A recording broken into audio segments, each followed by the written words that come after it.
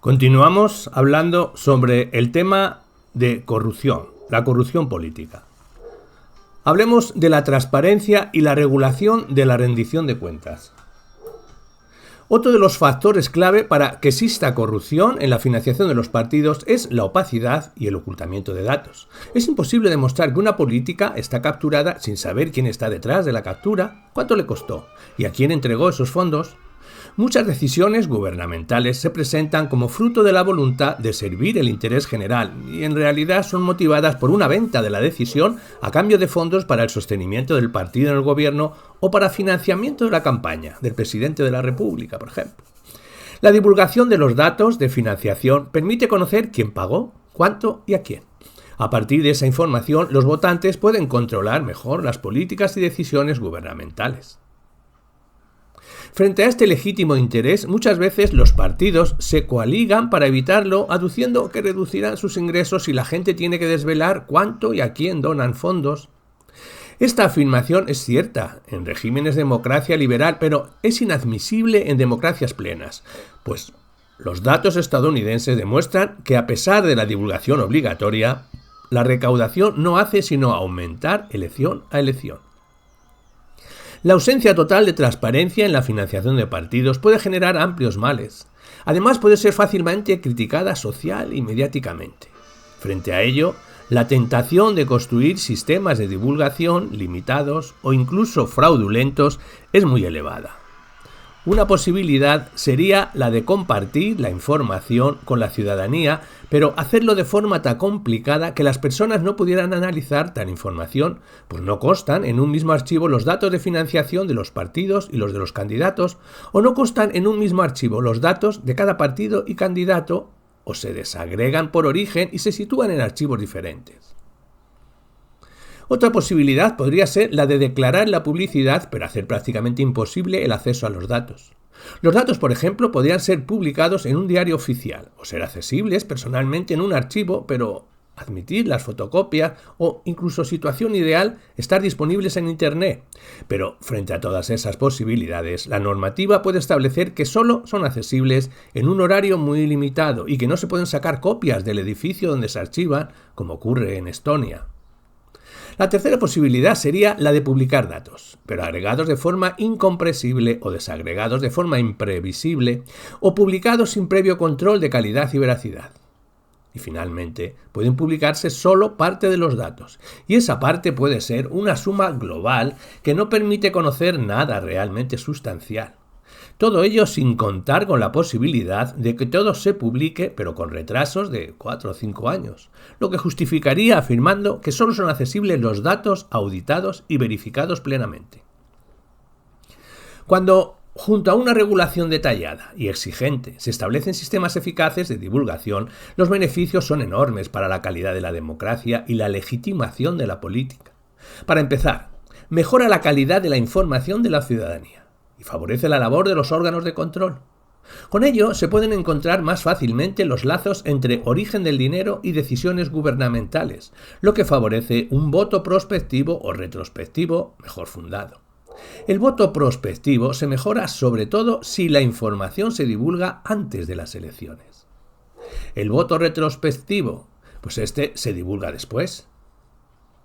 Y ambos, por supuesto, si se divulga antes y después, y al tiempo generan incentivos para el cumplimiento de las normas sobre financiación, y con ello dificulta la acción de los corruptos. Por ejemplo, dificulta la revolving doors, o la posibilidad de que personas que financian al partido en el gobierno ingresen en ese mismo gobierno y decidan sobre asuntos en los que tienen intereses personales. También facilita el mutuo control partidista la información a los grupos de vigilancia, a ONGs, como Transparency International, y la crítica mediática a las decisiones fruto de las capturas. Finalmente, permite mejorar la evaluación de la acción de la burocracia.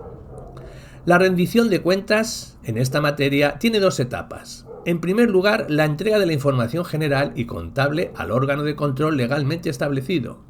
La segunda, la información pública y general, divulgación de los datos que consten en el informe entregado al órgano de control. Desde una perspectiva técnica, es fundamental que la información al órgano de control se aporte en modelos tipos de balance y estados contables. Frente a todas las estrategias elusivas de la rendición de cuentas, es preciso dejar claro que la divulgación, para que cumpla su misión purificadora, implica dar información de cuánto dinero recibió cada partido y o candidato, cuánto apoyo no monetario, cesión de locales, asesoramiento legal, informática o encuestas gratuitas que se recibió por cada partido o candidato, los nombres de los donantes y el monto, la profesión, el domicilio y el empleador del donante, los gastos de los partidos y candidatos, quién recibe cuánto, cuándo y por qué, las sanciones dictadas y el por qué, incluso las tarifas que aplicarán los medios de comunicación para la propaganda electoral publicadas antes de las elecciones.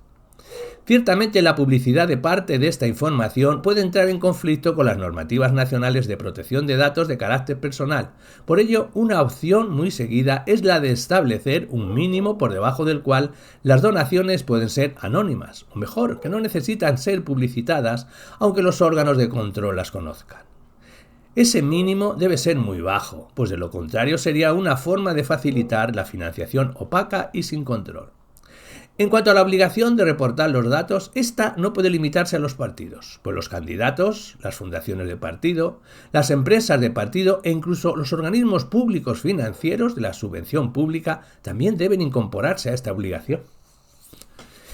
Y la obligación de informar abarca tanto a los fondos para financiar campañas como a los fondos para sostenimiento ordinario del partido.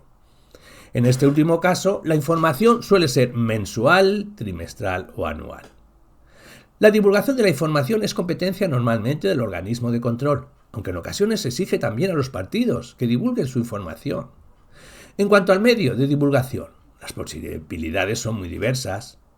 Existen países en los que las leyes de acceso a la información otorgan legitimación jurídica para solicitar y exigir copias de la información disponible y además se prevén facilidades para hacer llegar la petición.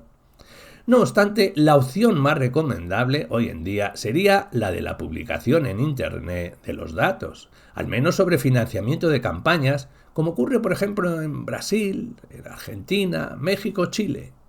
Aun cuando la brecha digital permita por ahora solo a una parte de la población la consulta en la red.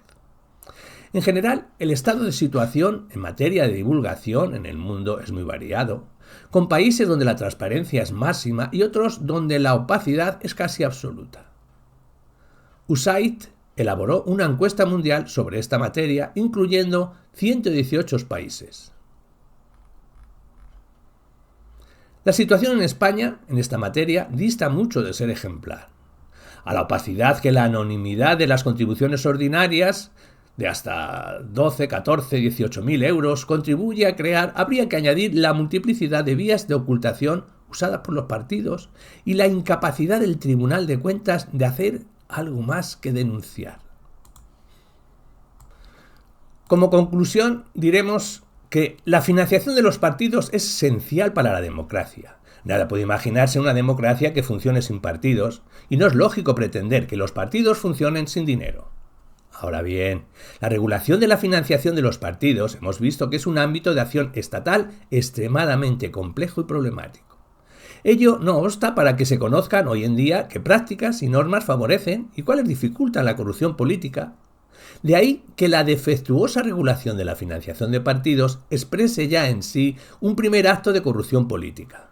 Por ejemplo, no establecer límites a los gastos electorales se ha visto que es una vía abierta para la plutocratización de la política y la quiebra del principio de igualdad de oportunidades. También se sabe hoy en día que no divulgar información sobre la financiación empobrece la democracia y que mantener órganos de control sin capacidad técnica o jurídica de investigar las finanzas de los partidos es una incitación al comportamiento corrupto. La democracia se basa, como ya dijimos, en algunos principios esenciales, y entre ellos destacamos la soberanía popular y la igualdad política. Pues bien, las prácticas que aquí hemos definido como corruptas atentan contra ambos de forma clara y sin matices.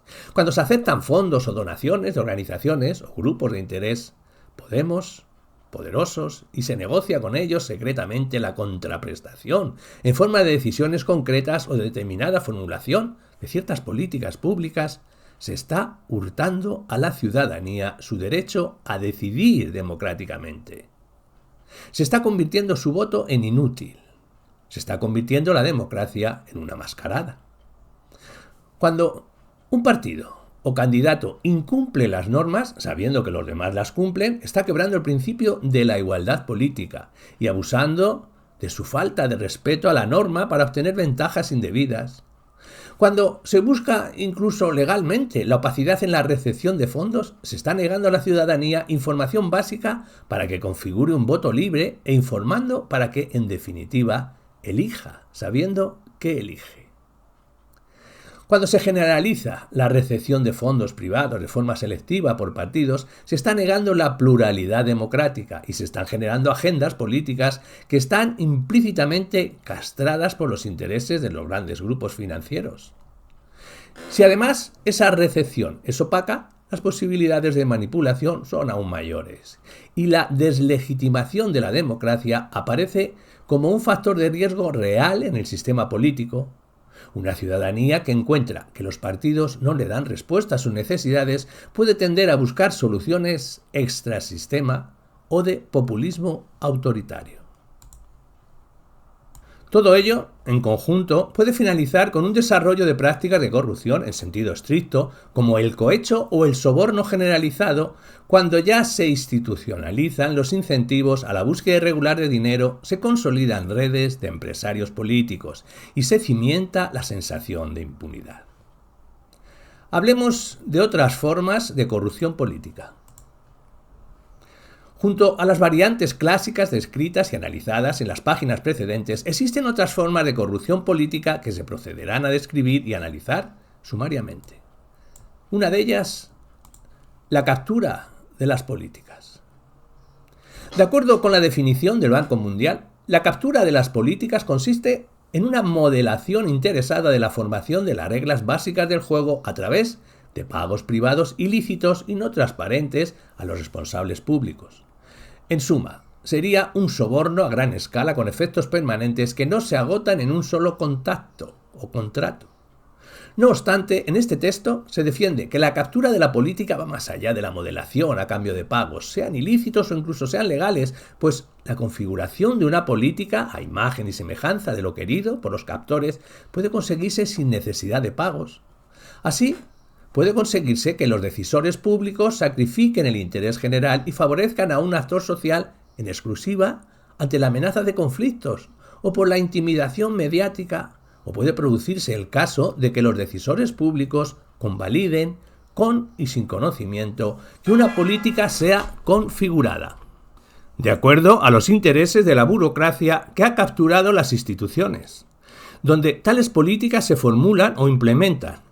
Incluso la captura de las políticas puede ser fruto no de un pago, sino de una eficaz estrategia de penetración por parte de los lobbies, en puestos claves del gobierno o en comisiones decisorias o influyentes. En definitiva, las definiciones de captura vinculadas a pagos no expresan toda la realidad de la captura. Por ello, lo mejor sería definir la captura como la ausencia de autonomía del Estado, una situación en la que ciertos grupos sociales son capaces de controlar a los líderes políticos a través de diversos mecanismos y los líderes tienen poca capacidad y poco deseo de resistir tales influencias. Por el contrario, existe autonomía estatal cuando los líderes pueden aislarse razonablemente de las presiones sociales particularistas y son capaces de definir intereses nacionales autónomamente.